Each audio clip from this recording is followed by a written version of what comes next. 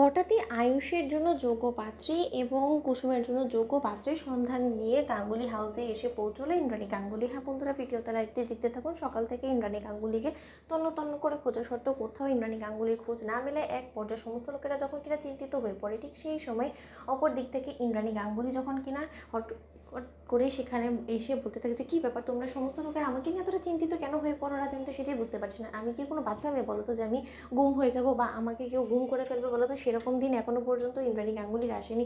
আর তার থেকে বড় কথা, তোমাদের সমস্ত লোকেদেরকে বলে যায়নি এই কারণ গিয়েছিলাম একটা সুখবর নিয়ে আসতে। এখন সেই সুখবরটা আনার আগেই তোমাদেরকে যদি কোনো রকম কোনো আশা দিয়ে যায় এবং আসার পথে যদি সেই সুখবরটা আমি না নিয়ে আসতে পারি, তাহলে হয়তো বা তোমাদেরই সব থেকে বেশি মন ভাঙবে। তার জন্যই আসলে তোমাদের কাউকে বলে যায়নি।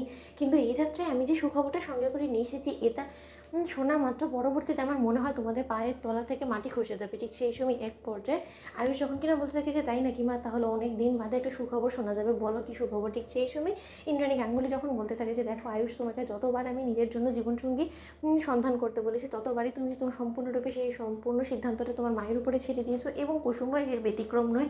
কুসুমও বারবার করে যে দেবী মা, আপনার যেটা ঠিক বলে মনে হয় সেটাই হবে।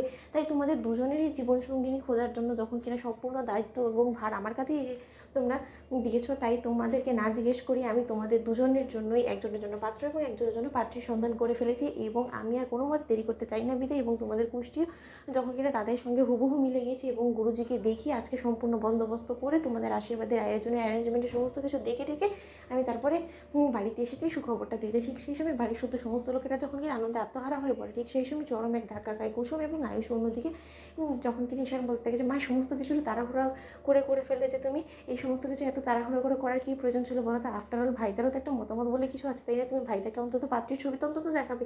ঠিক সেই সময় ইন্দ্রাণী গাঙ্গুলি বলতে থাকে যে সেটা তো একটা সারপ্রাইজ। আমি যে পাত্রীটাকে আয়ুষের জন্য খোঁজ করেছি, সেই পাত্রীকে দেখে আয়ুষ রীতিমতো ওর উপর দিক থেকে চোখ সরাতেই পারবে না, এবং তার থেকেও বড় কথা, সে আমাদের ঘরে লক্ষ্মী এবং আয়ুষের রক্ষা কবচ হয়ে উঠবে ঠিক অবিকল কুসুমের মতন। ঠিক সেই সময় এই কথা বলা মাত্রই শঙ্কর যখন বলতে থাকে যে কর্তামা, আপনি এত জলদি আমার কুসুমের জন্য যোগ্য জীবনসঙ্গীর খোঁজও করে ফেললেন এবং এই সম্পর্কে আপনি আমাকে কিছু জানালেন না, কিন্তু আমার আপনার উপরে ভরসা আছে অবশ্যই।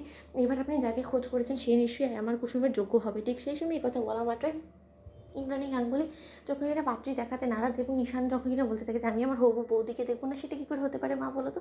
ঠিক সেই সময় ইন্দ্রাণী গাঙ্গুলি বলতে থাকে যে দেখো, এইবারকার আশীর্বাদ অনুষ্ঠানে একটু থিম থাকবে যে আমাদের যে পাত্রী আয়ুষের জন্য যাকে আমরা যোগ্য বলে মনে করেছি, সেই পাত্রী কোনো মতে মুখ আয়ুষে এঙ্গেজমেন্ট করার সময় দেখতে পাবে না। এঙ্গেজমেন্ট শেষ হওয়ার পরই সেই পাত্রী সে ঘুমটা উঠিয়ে সে তার হবু স্ত্রীর চেহারা দেখতে পারবে। ঠিক সেই সময় এরকম একটা চরম শর্ত জুড়ে দেওয়াতে আয়ুষ এক পর্যায়ে ক্ষিপ্ত হয়ে সেখান থেকে চলে যায় এবং ইন্দ্রাণী গাঙ্গুলি বলতে থাকে যে এটা তো তোমাদের অগ্নি পরীক্ষা। তো বন্ধুরা, লাইক এবং শেয়ার করে সাবস্ক্রাইব করতে ভুলো না।